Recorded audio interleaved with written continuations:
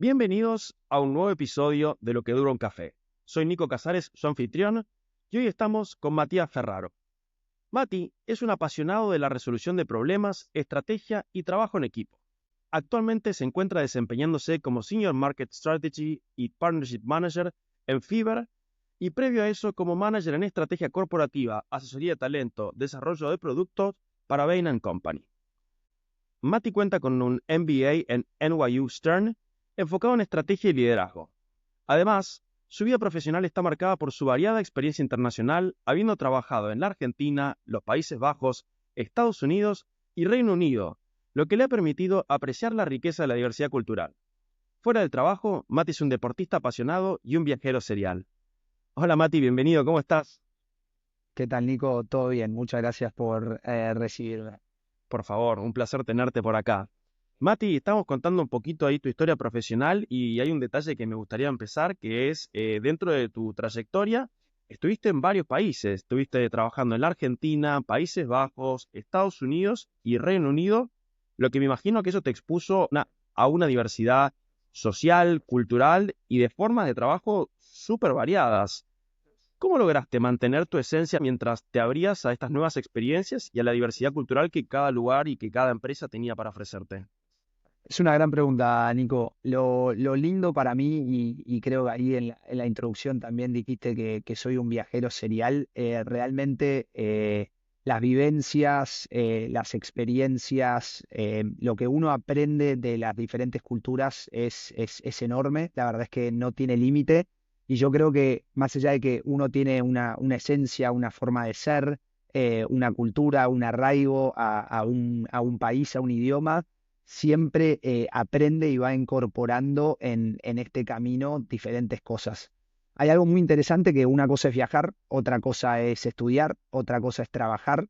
Yo tuve la suerte de hacer esas tres en muchos países, y al final creo que la clave es, digamos, encontrar un balance. Uno tiene que ser lo suficientemente flexible para poder, digamos, adaptarse, para poder incorporar diferentes cosas de la cultura local, pero al mismo tiempo mantener su esencia, porque al fin y al cabo uno cuando trae su mejor, digamos, ser, es cuando puede ser esa persona en esencia. Entonces te diría que lo más importante a través de este camino, digamos, en mi carrera profesional y personal ha sido trabajar ese balance. Y después yo creo que es súper importante ir incorporando pequeños hábitos locales que ayudan a integrarse más fácil. Yo ya voy casi 4 años viviendo en el Reino Unido, y en la parte que me siento más inglés es que la primera conversación cuando uno entra a la oficina es que hablas del clima. Como todos sabemos, Londres tiene un clima extremadamente hostil, y creo que ya es algo cultural y algo que tengo innato, que lo primero que hacemos con mis colegas de trabajo, incluso con amigos, es quejarnos un poco del clima, y hablar así. Por ejemplo, en Estados Unidos y en el momento que he vivido y trabajado ahí, se habla mucho de deporte, sobre todo en el ámbito, digamos, laboral. Entonces, ahora que vivo en Europa, ya no sigo un deporte americano, pero en ese momento me sabía el básquet y la NBA, digamos, cuáles eran las formaciones de los equipos, el fútbol americano, qué había pasado en Monday Night Football. Y creo que son esas pequeñas cosas que uno se va adaptando y también que uno tiene genuino interés porque al final quiere ser parte de esa cultura que está viviendo, que realmente lo ayudan a adaptarse a la cultura local. Qué lindo esta manera de verlo, Mati, como desde las puertas de entrada más sociales y más humanas para luego lo profesional, ¿no? Como hablar del clima en la oficina como apenas entraste, después te permite como establecer una relación que eso te puede servir para una reunión, para un proyecto, o saber de cómo viene el equipo de básquet de la ciudad en la que estás, te permite luego construir más compañeros en la empresa, pero siempre como esa primera puerta, ¿no? Y que creo que son esos lugares que los unen, ¿no? El deporte, el clima, esos lugares comunes, pero que es súper interesante. ¿Hubo alguna así diferencia cultural que ya hayas dicho, esta me costó más, esta realmente sí que fue un desafío como poder atravesar? Sí, yo creo que han habido varias. Uno, al ser latino, por ahí profundiza más rápido o se mete en la vida personal de las personas de manera más rápido. algo que aprendí es que a la gente inicialmente, por ejemplo, hablar de su familia le es un poco ajeno. Entonces, realmente eso por ahí genera al principio una barrera inicial o decir, acá me mandé una, ¿viste? Porque la gente no te está respondiendo de la misma manera. O una anécdota que siempre cuento de las primeras veces también que estaba trabajando en Inglaterra es que la persona entra a la oficina y me dice, Matías, ¿cómo estás? Y le empiezo a contar del fin de semana, que vino mi hermana, que estaba feliz.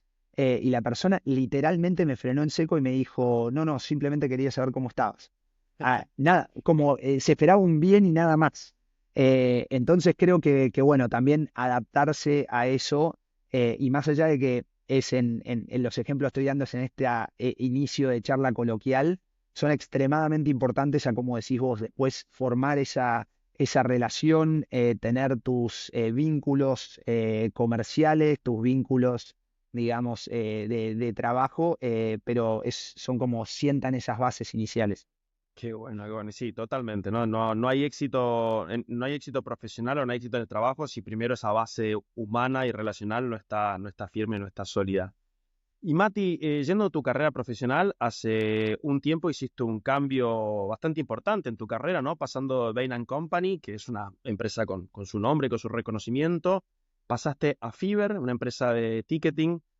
¿Cómo fue o qué factores consideraste en este proceso de transición y cómo hiciste para que tus intereses y tus fortalezas influyeran en la decisión de buscar ese momento indicado para hacer el cambio? Creo que es algo, digamos, esta pregunta es súper interesante porque al fin y al cabo todos nos sentimos identificados de alguna manera u otra. Creo sobre todo que nuestra generación más millennial es una generación que no le tiene miedo al cambio. Recuerdo a mi padre cuando quería ayudarme y era, viste, vos tenés que meterte en esta empresa, tenés que crecer en esta empresa.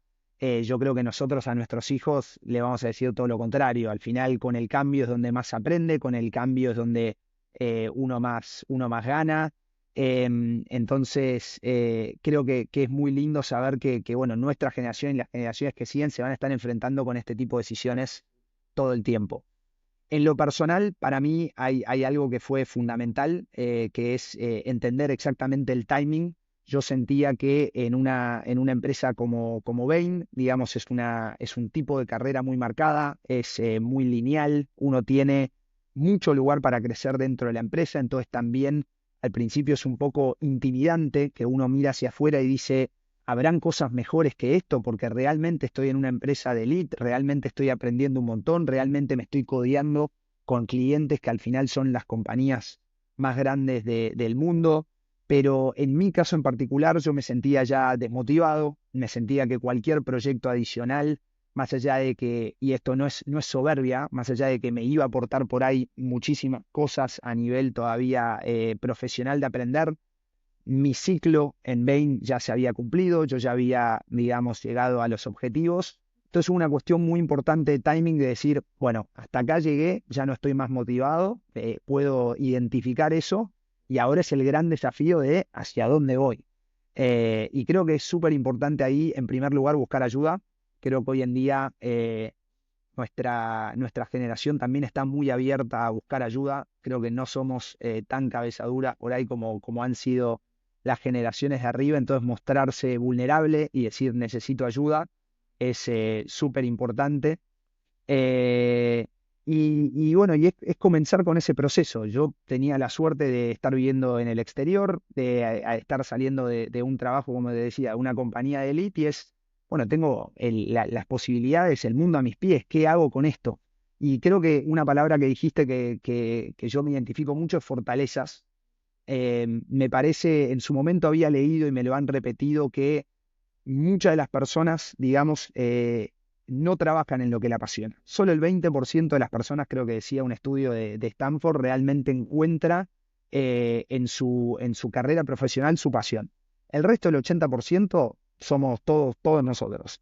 Pero de ese 80, las personas que realmente son más felices son los que pueden en su día a día, en sus roles, traer sus fortalezas. Entonces ese fue el primer pilar donde yo arranqué, donde literalmente empecé a armar una listita, donde yo sentía que eran las cosas que que me venían de manera más innata, aquellas situaciones laborales donde yo sentía que me había ido muy bien por digamos, traer lo que me salía fácil. Y ahí, literalmente pico y pala, arranqué con un resaltador, LinkedIn, a ver diferentes oportunidades laborales hasta que me encontré con Fiverr. Qué manera espectacular de hacerlo, porque me acuerdo además que hemos charlado hace un tiempo cuando estabas por atravesar este cambio, ¿no? Y qué linda esta manera de encararla, decir, bueno, tengo del otro lado una hoja en blanco, porque me acuerdo que estabas viendo hacia dónde ir, y vos dijiste, bueno, primer paso que hago es, bueno, ¿en qué me destaco y cuáles son mis fortalezas? Y este proceso que decís de, bueno, en mi día a día, ¿qué es lo que se me da bien? Bueno, planeamiento estratégico, bueno, contacto con el cliente, tal, y marcar cuáles son los ingredientes. Vos todavía no sabías cuál iba a ser el plato final, pero sí sabías cuáles eran los ingredientes que querías que tuviera tu receta. Y cómo en ese proceso dijiste, bueno, ¿qué búsquedas o qué posiciones están que cumplan con estas cosas en las cuales yo me siento, que tengo mi fortaleza y que yo me siento cómodo? Así que qué buena manera y qué manera interesante, y que invito a los que nos están escuchando que si se encuentran una manera, en un proceso similar como el de Mati, buscar de si esta estrategia les sirve, porque la verdad que es muy interesante. Y como dice Mati, trabajar en un lugar donde podés poner al servicio de otro cuáles son tus fortalezas que se te dan bien y que te hacen sentir bien, es espectacular. Algo interesante ahí, Nico, es que para empezar, digamos, yo cuento esta experiencia y parece como que fue fácil. Definitivamente no es fácil. Definitivamente indagar en uno mismo, digamos, y encontrar esas cosas que realmente son tus fuertes no es fácil. Pero después también encontrar oportunidades no es fácil. Yo tengo amigos que están transicionando parecido y hay muchas frustraciones durante el proceso también. Ahí lo que te puedo decir es que mi consejo es que realmente hay luz al final del túnel. Se puede encontrar, hay que tener paciencia, también tenés que tener esos ingredientes que vos decías, y me gustó mucho la metáfora, los tenés que tener muy claros porque van a haber tentaciones en el medio, ya sea por términos de plata, ya sea por términos de, digamos, la posición, donde las tentaciones van a estar. Y vas a decir, bueno, lo puedo hacer eso un anito y después vuelvo. Y también es muy personal, depende en qué posición está cada uno, pero creo que es muy importante tener esos ingredientes, esa columna vertebral muy clave para realmente dar un paso firme, digamos, adelante. Totalmente. Y ahora que hablaba de las tentaciones, me imagino como lo conocido como una de las primeras tentaciones, ¿no? Cuando uno busca el cambio, lo más fácil es, voy a hacer lo mismo a otra empresa. Y tal vez te puede pasar la misma frustración, te puede chocar con lo mismo que te estaba pasando, porque realmente fuiste a lo mismo. Y qué interesante decir, bueno, no voy a hacer lo mismo, sino que voy a desarticular los ingredientes, voy a desarticular las piezas y voy a armar una nueva cosa, voy a armar un nuevo plato final, con otra receta. Así que qué buena manera. Y Mati, durante este tiempo que estuviste en Bain Company, estuve viendo que la empresa fue clasificada como el lugar número 1 para trabajar en Reino Unido. Vos estabas trabajando ahí en Reino Unido. ¿Cómo fue para vos esa experiencia y cómo lo sentías vos, cómo lo vivías en ese día a día? La verdad, Nico, es que es algo muy interesante. Yo fui muy consciente porque obviamente la compañía estaba muy orgullosa de ese, digamos, ese título que se le había asignado. Creo que la estadística es que en los últimos 10 años fue top 3 y cuando yo estuve ahí, digamos, fue rankeada número 1. Y sobre todo es muy interesante para un trabajo que es muy intenso, muy demandante. Para que te des una idea, el promedio de un consultor son 12 horas por día de trabajo. Y vos decís, ¿cómo hace una compañía donde se trabaja 12 horas en promedio por día para ser rankeada la compañía número 1 para trabajar, digamos, en el Reino Unido? Y yo creo que digamos, hay muchos factores, pero hay una parte que es la columna vertebral de Bain Company, que es su gente. Básicamente, al ser una consultora, su activo principal es el desarrollo de su gente, de su recurso humano, y estar en constante desarrollo de ese recurso humano es extremadamente importante. Entonces, la gente se sentía parte de un equipo. La oficina donde estaba yo, post-COVID, creció de 700 personas a 1.100 personas. Al final, no dejabas de ser un número. Pero ¿qué tenía Bain? Trabajaba por proyectos. Entonces, vos en tu silo del proyecto te sentías parte de ese equipo. Otra cosa es, tenías muy claro y era muy lineal tu proyección de carrera. Vos sabías que si hacías, digamos, las cosas relativamente bien, iba a ser un ambiente que te iba, digamos, a ayudar a crecer y te iba a impulsar en tu carrera. La otra cosa que siempre me ha llamado mucho la atención de estas consultoras es que al final, como tienen un sistema piramidal, uno, digamos, tiene la base muy grande de talento y a medida que vas subiendo hay solo ciertos lugares para seguir creciendo. Entonces, una política que tenía es que ellos siempre te ayudaban a irte de la compañía, si es que querían. Que esto a mí me parecía muy contraintuitivo, porque vos decís, están invirtiendo en tu talento, estás trabajando para la compañía, pero en el momento que vos querés traer en la conversación que estás pensando en irte, ellos tienen un departamento que te posiciona de la mejor manera para salir al mercado laboral. Entonces creo que al final todos estos factores realmente es lo que hacen la diferencia y lo que hacen a Bain, digamos, uno de los mejores lugares para trabajar en el Reino Unido. Wow, me quedé sorprendido con el departamento que te ayuda a salir. Pero sí, sí, sí, y es interesante y a mí me llama la atención como, bueno, también lo veo con vos, ¿no? Que es muy presente el orgullo de, aunque ya no seas parte de Bain, del haber sido parte de Bain. Como la gente que habla de un ex Bain o lo que aprendí en Bain, lo llevan y se nota ese orgullo y ese amor de las personas una vez que estén fuera y que es parte de su historia también. Entonces, qué interesante. Pero como decís vos, ¿no? Lo principal es enfocarse en las personas, en la comunicación, en el espacio, en crear un equipo, en el proyecto. Así que súper Y interesante. yo creo, Nico, otra cosa interesante son estas compañías que miran más el largo plazo y también en la introducción vos mencionaste que hice una maestría en el exterior. Al final muchas veces, digamos, estos programas de maestrías, las universidades, uno de sus recursos más valiosos termina siendo el network, termina siendo la comunidad que ellos forman. Entonces, cuando yo en realidad me puse a pensar y digo, Bain me está ayudando a posicionarme en el mercado laboral, en realidad son unos genios, tiene todo el sentido del mundo, porque los pibes lo que están diciendo es, Matías eventualmente va a ser una persona exitosa a nivel laboral y cuando necesite servicios de consultoría, qué mejor que tenga la camiseta de Bain puesta y termine. Entonces incluso hasta lo podés ver como un círculo, digamos, que se retroalimenta y vos decís, bueno, ¿qué hago? Invierto en un departamento donde literalmente son career coach, que lo que hacen es te posicionan de la mejor manera para salir al mercado laboral, pero saben que tiene un beneficio, digamos, en el largo plazo que se va a retroalimentar nuevamente a la empresa. Y el sistema, digamos, americano de las universidades o que hoy se está replicando en todo el mundo es muy similar. Al final, cuanto mejor le va a tu exalumno, digamos, más prestigio después tiene tu marca. Sí, sí, completamente. Y me gusta esta doble mirada de, por un lado, vos, Mati, cuando seas el próximo CEO o lo que sea, que a donde quieras ir, en tu historia, en tu biografía, va a estar No Bain sé y si eso. tan lejos, Nico, ¿eh? No Sí, sé si tan sí, lejos. sí, sí. El próximo founder de va a estar Bain en tu biografía y eso es una medallita para Bain. Y lo que sí también de hasta podrías contratarlo como vos podrías ser el ex trabajador es su próximo cliente también. Entonces, qué interesante y qué manera tan buena de verlo. Mati, y para cerrar un poco esta entrevista, voy a ir, si seguimos con la metáfora de la cocina, de la receta, voy a ir con dos de los ingredientes que sé que más te apasionan, que son la estrategia y el liderazgo. Sé que han sido ejes centrales en tu camino profesional. ¿Cuáles dirías, Mati, que fueron para vos, o algunas si querés compartir, de las lecciones más importantes que aprendiste en temas de estrategia y liderazgo en el mundo corporativo y cómo las aplicás hoy en tu día a día? Sin duda, te diría que son dos de los pilares más importantes.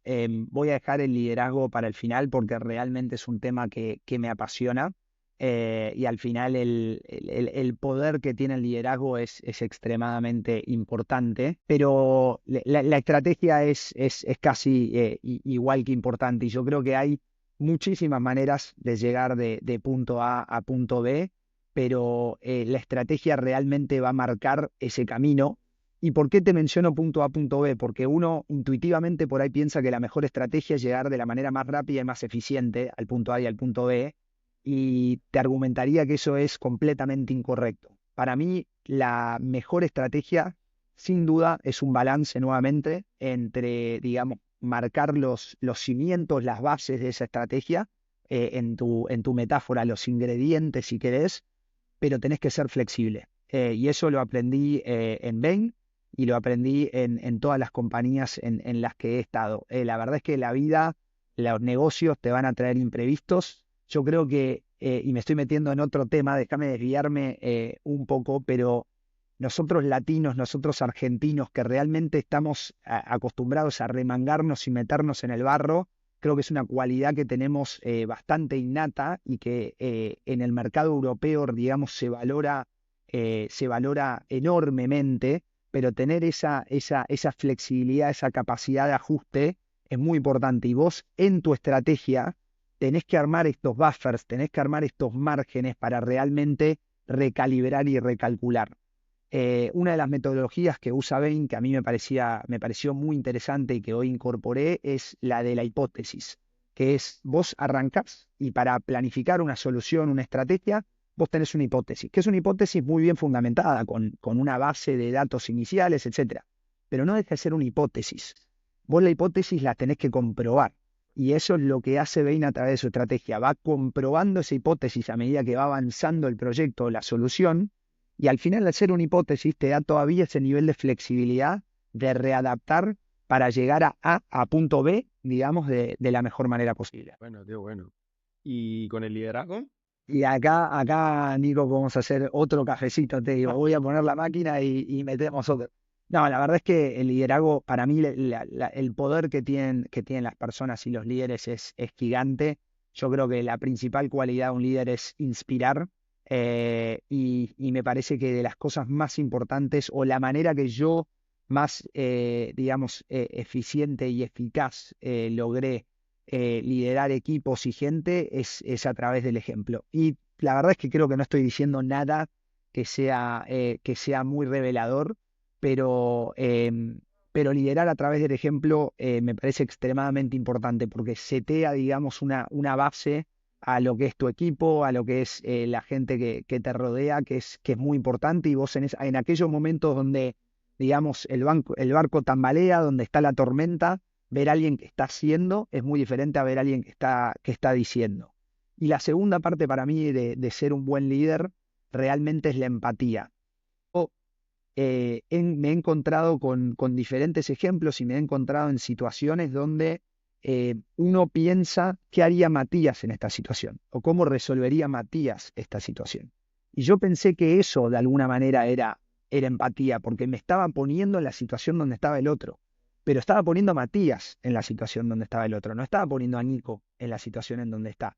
Entonces creo que la parte de líder es realmente, yo hoy en cualquier equipo, digamos, que me sumo, o en cualquier persona que al final estoy supervisando o coachando, lo primero que quiero saber es cuáles son sus motivaciones, por qué está ahí, qué es lo que quiere, hacia dónde quiere llegar. Cuando vos entendés eso, es mucho más fácil empatizar en la persona, porque si no, uno al final termina haciendo suposiciones, y lo más fácil es suponer como uno, digamos, pensaría, y muchas veces puede estar muy, muy alejado de la realidad. Entonces creo que esas dos cosas para mí definen muy bien mi estilo de liderazgo, y el liderazgo en sí, que es empatizar con tu equipo y la gente que te rodea, y en segundo lugar, liderar con el ejemplo.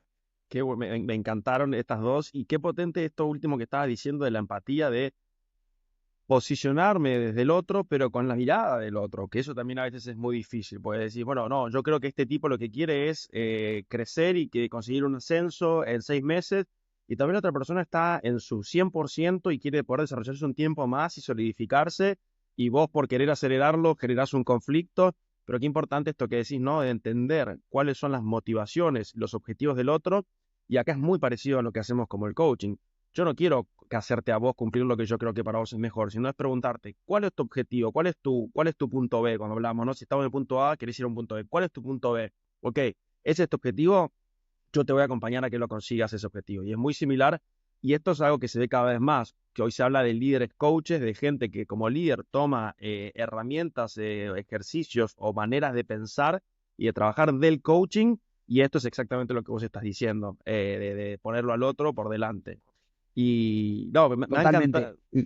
Y creo, perdón, Nico, que te interrumpa, Dale, dale. pero eso también, cuando uno va, digamos, atravesando procesos como el que ya hablamos de Bain a Fever, yo buscaba consejo en la gente, y te das cuenta al segundo quién tiene esta característica de líder de escuchar y empatizar y quién no, porque el que no, y sobre todo había mucha gente en la compañía donde está actualmente, que me decía, pero ¿estás seguro? ¿Por qué no esperás un poco más? Porque al final ellos tenían en su cabeza, yo quiero ser socio, y para ser socio tenés que hacer esto, o yo quiero tener X años en la compañía para llegar a este estatus y recién después cambiar.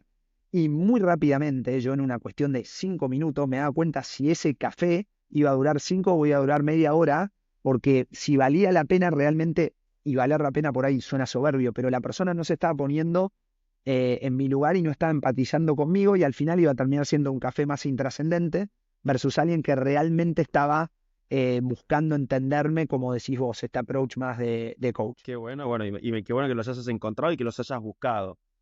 Mati, estuvo espectacular la charla de hoy. Creo que si hacemos así un pequeño resumen de por dónde pasamos, lo que más destaco es esta idea primero me gustó mucho la idea de la receta, ¿no? Y de los ingredientes.